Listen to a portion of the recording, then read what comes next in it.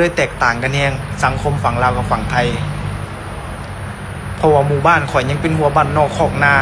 แบบหัวโบราณก็บ่แม่นหัวทันสมัยก็บ่แม่นให้ทุกขั้นของชีวิตได้ไปต่อด้วยสินเชื่อจากธนาคารออมสินธนาคารออมสินเป็นลูกค้าเราเท่ากับช่วยสังคม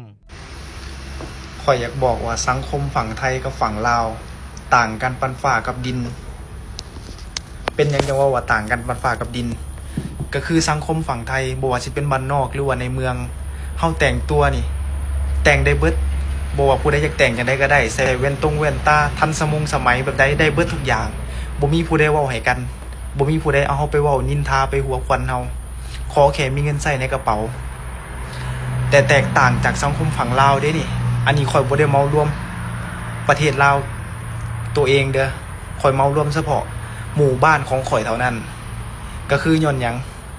แค่แลเฮาใส่แว่นตาสีดำหรือใส่แว่นตาสีขาวย่างเข้าไปในหมู่บ้านเขาสิเบิ่งเฮาคือโตประหลาดและก็เอาเฮานี่ไปเว้าไปนินทาไปหัวขวัญคันเฮาแต่งตัวทันสมัยตามแฟชั่นหรือว่าเป็นคนสะอาดซะเขาก็ว่าเฮาเป็นเจ้าสำอางเป็นคนขี้ข้านจังซั่นจังซี่เฮ็ดหยังก็บ่เป็นดอกสภาพนี้เขาว่ามันก็เลยแตกต่างกันแฮงสังคมฝั่งลาวกับฝั่งไทยเพราะว่าหมู่บ้านข่อยยังเป็นหัวบ้านนอกคอกนาแบบหัวโบราณก็บ่แม่นหัวทันสมัยก็บ่แม่นก็คือบ้านนอกก็คือนอกคอกเลยอันนี้เว้าแบบ100ทั้ง100เลยเว้าจากใจเลยแล้วก็บ่ได้เมาร่วมบ้านไผเมาร่วมเฉพาะบ้านข่อยเองอันนี้คันเฮาแต่งตัวแบบแต่งตัวดูดีทันสมัยแบบสมัยใหม่นี่เตรียมเลยเตรียมเอาเฮาไปเว้าแล้วก็ไปหัวควันเฮาซุบซิบนินทาเฮาเบิ่งเฮาคือโตประหลาด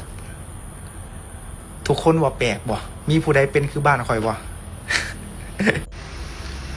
ข่อยอยากบอกว่าสังคมฝั่งไทยกับฝั่งลาวต่างกันปานฟ้ากับดินเป็นหยังจังว่าต่างกันปานฟ้ากับดินก็คือสังคมฝั่งไทยบ่ว่าสิเป็นบ้านนอกหรือว่าในเมืองเฮาแต่งตัวนี่แต่งได้เบิด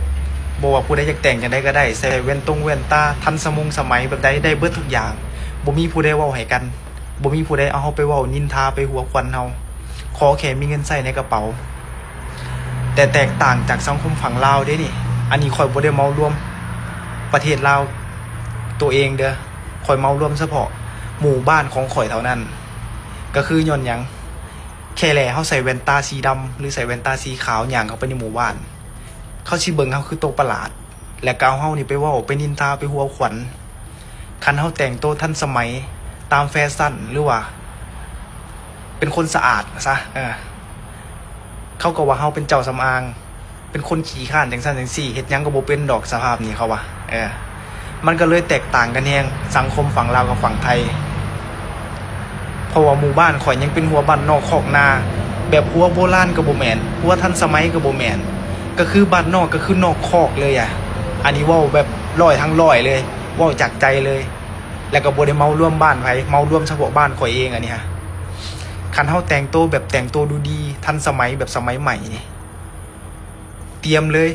เตรียมเอาเฮาไปเว้าแล้วก็ไปหัวควันเฮาซุบซิบนินทาเฮาเบิ่งเฮาคือโตประหลาดทุกคนว่าแปลกบ่มีผู้ใดเป็นคือบ้านข่อยบ่